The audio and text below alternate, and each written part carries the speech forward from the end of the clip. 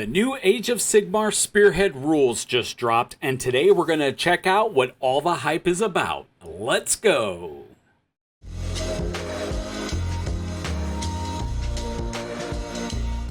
What's going on, guys? Welcome back to the Miniatures Tavern. My name is Watts, and today we're going to be taking a look at the new rules for Age of Sigmar Spearhead.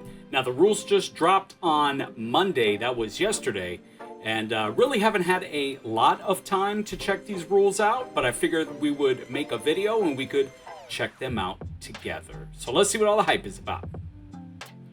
Spearhead. The Age of Sigmar grows fraught. On horizons yonder, the forces of chaos loom, threatening to engulf the mortal realms in mayhem and violence once more. In the wake of these troubling times, Spearhead forces are dispatched across the realms to seek out adjacent sites of power that still reside deep within the uncharted hinterlands. Will you take up the call to battle and lead a Spearhead force to victory? So this is pretty cool. You get a little lore here off the top, and it looks like right here, Spearhead box sets. Fighting a Spearhead battle could not be easier. Each player picks their army by choosing one of the many Spearhead box sets available. Each of these is a complete army, including all the miniatures a player will need to do battle. The rules for 25 different Spearhead box sets are available to download for free from warhammercommunity.com, allowing you to get stuck in as soon as your models are assembled. So that is pretty neat. It looks like, and everybody knows this by now, it looks like Spearhead is a spin-off of Combat Patrol. I know me and everyone else is really hoping that this plays better than Combat Patrol, as a Combat Patrol channel that produces Combat Patrol content. Yes, the games are fun, the camaraderie with friends is fun, but the rule set and the weapons and the loadout and stuff like that is a little lackluster. I really hope that the Age of Sigmar team took note of the shortcomings of Combat Patrol and have really catered this to people and at the entry level, and makes it easy for people that might not be used to playing Age of Sigmar, makes it easy for them to get in. So Spearhead and beyond, once you have mastered one Spearhead army, you may find yourself looking for a fresh challenge. Some players choosing to collect broad. This means picking up different Spearhead box sets to use with Spearhead battle packs. There you go. Just a little thing, you know, battle tomes are the ultimate guide to the different factions in the mortal realms. Each is filled with detailed lore, inspiring artwork, and awesome showcase of miniatures. So we know that they're going to come out with battle tomes just like they came out with new codexes. And we know that the index cards went up for pre-sale as well. And we all know that if we bought index cards for 40K at the very beginning, that as soon as the codex rolls out, those index cards now are invalidated and you have to buy index cards again. However, looking through some of the card sets and stuff for Age of Sigmar in the PDF form, you're looking at 36 pages or more. So you might want to spend a couple bucks and pick up the cards. It'll save you from having to laminate your pages and putting them together and organizing everything. But either way, everything is available for free, just like the indexes were for 40K at start. And then if you want to purchase those cards, you can. But just make sure you understand that you're purchasing them with a caveat that as soon as the Battle Tome releases, those old cards are going to be invalidated. And if this is following the Leviathan format, we know that the Stormcast Eternals and the Skaven are going to be the first two battle tomes out of the gate. So there you go. How should I build my models?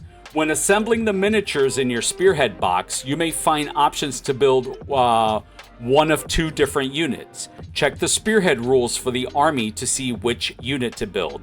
Many more units will have options such as adding a champion, standard, bearer, or musician. or perhaps a special weapon or two. While the rules for those options have in most cases been simplified in Spearhead, we still recommend you assemble your units with these extras. Not only will they look glorious on the battlefield, if you decide to use the army in other battle packs, you'll be able to take advantage of the additional rules they provide. So this is kind of nice. I mean, because we all know that the models come with different bits and stuff like that. So it's kind of nice that they're encouraging you to add all the flair and the bells and whistles to your models to use in a larger army, a larger detachment. But when it comes to Spearhead, you're going to have to play them as they appear on the card. Getting started. So number one, you're going to pick a Spearhead army. Every Spearhead army has a Spearhead box set. We've already said that. Hailing from one of Warhammer's Age of Sigmar's many factions, each Spearhead army offers not only a different set of miniatures, but a unique theme and play style. The first page of each set of Spearhead rules details the lore of the army and the units that make it up. It also showcases an example of the army that has been built and painted by one of the studio members, showing how simple but effective painting methods can result in glorious looking army of your own. So number one, we're going to pick a Spearhead army. Number two, we're going to choose a realm battlefield. Spearhead battles are fought on realm battlefields. Each of the realm battlefields is themed around one of the 8 mortal realms. So it looks like right out of the gate, we're going to have 2 different spearheads we can choose from, 2 different battle tomes we can choose from, which is pretty nice. I mean, it's just going to be one board. You're just going to flip it over. You know, it's no big deal. My camera messed up, but I'm doing this all in one take, so I'm just going to keep going. Number 3, you're going to pick your regiment ability and enhancement. Each Spearhead army has a choice of 2 different regiment abilities and 4 different enhancements for your general. At the start of the battle, you must pick one of each for your army. So every Spearhead army has a set of battle traits, regiment abilities, and enhancements. The battle traits are rules and abilities for your army that you will use in every battle, and the regiment abilities and enhancements are picked at the start of every battle. You can experiment with different combinations to see which works best for you. Some regiment abilities and enhancements are better against certain foes, so it pays to study the strengths and weaknesses of the enemy before making your choice. Good to know. You got some choice. That's good. Not like Combat Patrol where they kind of pigeonholed you. Here you have some flexibility and some choice. That's kind of nice. Number 4, prepare your war scrolls. Each set of Spearhead rules includes the war scrolls for all the units used in your Spearhead army. A war scroll details how fast and tough a unit is, as well as what weapons it is armed with and any special abilities it has. So every unit in Spearhead army has its own war scroll where you can see its characteristics and weapons. Any unique abilities that unit can use will be found on its war scroll, and at the bottom of every war scroll you can find its keywords such as hero, wizard, monster, or infantry. And then finally, the 5th step is fight the battle. Spearhead battles usually last around an hour and a half. During the battle, the players will each try to score victory points. At the end of the battle, the player with the most is declared the winner. I know that one of the selling points was that you could play Spearhead on your lunch break, and here they're saying that a battle lasts about an hour and a half. I don't know about you guys, but my lunch break's like 30 minutes. So, you know, if I'm eating lunch and I tell, hey, I'm sorry I can't, I took an extended lunch because I had to play some Spearhead. I don't know how well that's going to go over, but I guess the overall picture is that they should be quick, tactically balanced games. I think that the selling point should have been it's super easy to get into, it's not a lot of work to put your models together and paint, and it's a format of Age of Sigmar that you can learn really fast and have a lot of fun playing. I don't know, I'm not the marketing director for Games Workshop, but that would have been my take. Anyway. All right, so the Spearhead Battle Pack is Fire and Jade. And the first step in the battle pack is each player in the Spearhead battle is the commander of a Spearhead army. A Spearhead army is a set of units that comes with its own rules and war scrolls. You can download the rules for 25 different Spearhead armies free from warhammercommunity.com. 1.1 here, the army composition. On the first page of every Spearhead army's rules, you will find the army composition. This list which units are included in the Spearhead army and who the general is. Unlike other Warhammer Age of Sigmar armies, the composition of a Spearhead army is fixed and cannot be changed. Battle traits. Every Spearhead army has one or more battle traits. These are powerful and thematic abilities that apply to some or all of the units in your army. For example, the Holy Order's battle trait enables the Stormcast Eternals to use powerful once per battle abilities to smite their foes, while the Gnawhole Ambush battle trait allows Skaven warriors to arrive on the battlefield behind enemy lines. Regiment abilities. Every Spearhead army has the choice of 2 regiment abilities, each of which provide the army with a different strength in battle. Then 1.4, you have enhancements. Every Spearhead army has a set of 4 enhancements to pick from. These are upgrades for the army's general that make them more powerful in a variety of ways. And then finally, 1.5, the war scrolls. The war scrolls for units in each Spearhead army are included with the other rules for the army. Although Spearhead war scrolls are similar to the war scrolls found in battle tomes, they have been tailored to work specifically with Spearhead and cannot be used with other battle packs. Moving on to section 2, we have Realm Battlefields. Spearhead battles are fought on Realm Battlefields. Once the players have picked their Spearhead armies, they must agree on a Realm Battlefield to use. Each Realm Battlefield comes with a matching Spearhead deck, along with a battle plan that explains how to fight a battle on that Realm Battlefield. That's kind of nice. That's actually kind of cool that they have they're themed. I like that. That's really cool. Good job. A realm battlefield is 30 by 22 and double-sided, with each side corresponding to a different mortal realm. The first realm battlefield is Fire and Jade, which has one side representing that one, the realm of fire, and the reverse representing Garen, the realm of life. I have just butchered those names. I apologize. You can laugh at me. Moving on. Spearhead decks. Spearhead decks are sets of cards that are used in Spearhead battles. Each realm battlefield has its own Spearhead deck. Each Spearhead deck consists of 2 twist decks, one for each side of the realm battlefield, and 2 battle tactic decks, one for each player. Twist cards. Each twist deck is made up of twist cards. A twist is a special rule that applies to the battle round being played. Each deck of twist cards corresponds to a specific side of the battle realm of the realm battlefield. Again, kind of cool. Battle tactic cards. Each battle tactic deck is made up of battle tactic cards. The rules on each are split into 2 parts, a battle tactic and a command. You can either score the battle tactic at the end of your turn if you meet its condition to gain victory points, or you can use the command on the card for a more immediate benefit. You cannot do both, so choose wisely. Each command will say when it can be used and what effect it has. After the effect has been resolved, the card is discarded. You can issue multiple commands to the same unit in the same phase. So that's neat. It's not kind of like a one and done. It's multiple units. And then section 4, Spearhead battle plans.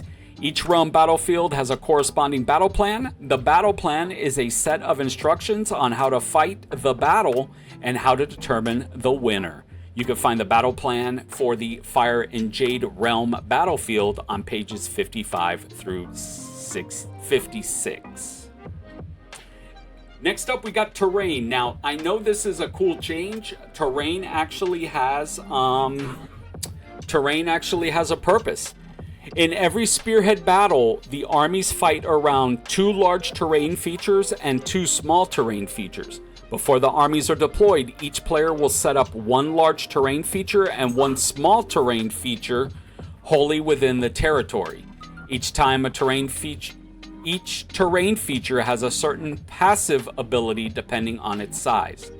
Large terrain features provide cover, they're obscuring and unstable, while small terrain features provide cover and are unstable. For cover, you're going to subtract 1 from the hit rolls for attacks that target a unit that is behind or wholly on this terrain feature, unless that unit charged or it has the fly keyword. For obscuring, a unit cannot be targeted by shooting attacks if it is behind or wholly on this terrain feature, unless it has the fly keyword. And unstable, models can move across but cannot be set up or end any type of move on any part of this terrain feature that is more than 1 inch tall. Objectives. In Spearhead battles, objectives are printed on the surface of each realm battlefield. The objective is the whole circle, not just the symbol in the center. You can contest objectives. In Spearhead battles, while a model is on an objective, wholly or partially, it is contesting it. And it says here that each objective is named after a mythical god beast, as shown below. That's pretty cool. And then finally, 7 reinforcements. Some units have the reinforcements keyword. These units can be brought back to the battlefield after being destroyed as replacement units. If any of your units have the reinforcements keywords, you can use the following ability, Call Reinforcements. You're going to pick a friendly reinforcements unit that has been destroyed, and you can set up an identical replacement unit on the battlefield, wholly within friendly territory, wholly within 6 inches of the battlefield edge, and not in combat. Each reinforcement unit can only be replaced once. Replacement units themselves cannot be replaced. And then here it just looks like some stuff for the Spearhead battle. You got a continuation here, which looks pretty cool. And then we have the battle plan, Fire and Jade. So it tells you kind of your deployment zone. It looks like you got 2 options here, which is kind of cool. And then here's the pre-battle sequence. First, you're going to roll off. The winner chooses who is the attacker and who's the defender. The attacker picks their regiment ability and their enhancement. Then the defender does the same. The defender chooses which side of the realm battlefield the players will fight on, Aquashay or Garen. Number 4, the defender picks one of the deployment maps on the right and chooses which territory belongs to which player. And number 5, the defender sets up their terrain features, followed by the attacker. Each terrain feature must be set up wholly within friendly territory, more than 6 inches from all other terrain features, and more than 3 inches from both long battlefield edges and enemy territory. Terrain features cannot be set up on top of the objectives, either wholly or partially. And then it goes over deployment. Do not deploy armies as described in the core rules. Instead, the attacker sets up all of the units in their army first, followed by the defender. So it's kind of reverse of 40k. The attacker is going to go first.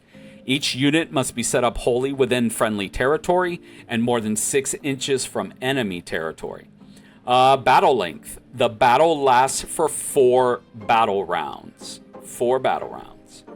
And then preparing the Spearhead deck. The battle uses a Fire and Jade Spearhead deck. One player takes the twist deck that corresponds to the side of the battlefield the players are fighting on, shuffles it, and places it face down next to the battlefield. The other twist deck is not used. Then each player takes one battle tactic deck, shuffles it, and places it face down where they can reach it during the battle. And then here we just got the start of the battleground sequence. In the first battle round, the attacker chooses who will take the first turn. You're going to determine who the underdog is because they get bonuses. You got In third step, the twist card is drawn. 4, the players draw battle tactic cards. 5, any abilities with the start of battle round timing are used. And then twist cards. 1 twist card is drawn at the start of each battle round. Follow the rules on it as soon as it is drawn. Battle tactic cards. At the start of the first battle round, each player draws a hand of 3 battle tactic cards. At the start of each subsequent battle round, each player draws battle tactic cards until they once more have a hand of 3 battle tactics cards. Before they do so, they can discard any number of battle tactics cards in their hand. Cards are discarded face up. Seizing the initiative. If the player who went second in the previous battle round wins the priority roll and chooses to go first, it is called seizing the initiative. When a player seizes the initiative, they do not draw any battle tactic cards from the battle round unless they are the underdog, and the difference in victory points between the 2 players is 5 or greater. And then it tells you how you're going to score victory points. You're going to score 1 victory point if you control at least 1 objective. You're going to score 1 victory point if you control 2 or more objectives. You're going to score 1 victory point if you control more objectives than your opponent. And you're going to score 1 victory point for each battle tactic you completed this turn. And then glorious victory. The player with the most victory points at the end of the battle is the winner. If the players are tied on victory points, the battle is a draw. And then it looks like we got a reference card here. It's just going to show you what you need to do. Simple reference card. I love these things. We usually laminate them or print them out, and we use them during our games. But, you know, it tells you about deployment, seizing the initiative, battle tactics, how to score, start of the round sequence, your terrain rules, the call for reinforcements ability. And then it looks like we have some universal core abilities here that both players will be able to use. And it looks like they include this time the move, the run, the retreat, your shoot, your charge, your fight. They have the universal weapon abilities here. Remember, weapons now have abilities, so they just kind of give you a little breakdown there. And then finally, rounding out the rules is the glossary for the entire rule set, so we're not going to go over that. But there you go, a 30,000 foot overview on Spearhead. Are you excited? I am. I'm excited about it. I've been working on models and little my old Vanguard boxes for Soulblight Gravelords, Cities of Sigmar, Daughters of Cain, to get ready to play some Spearhead. Super excited about it. Again, all of this information is available on warhammercommunity.com. I just wanted to put a little something together that maybe you could listen to if you were at work or if you wanted to follow along. But that's it for today, guys. Thank you so much for tuning in. I'm super excited about Spearhead. Can't wait to play. We're definitely going to bring you guys some Spearhead battle reports as soon as we get the box. We're waiting for it just like you guys.